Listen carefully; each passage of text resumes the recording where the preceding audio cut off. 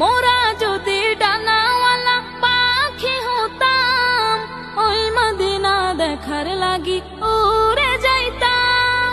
হৃদয় জুড়ে দেখতাম আমি নয়ন ভরে, দু জাহানের বাদশা নবী কামলিওয়ালা রে, দু জাহানের বাদশা নবী কামলিওয়ালা রে। আদি পিতা আদম যখন মুসিবতে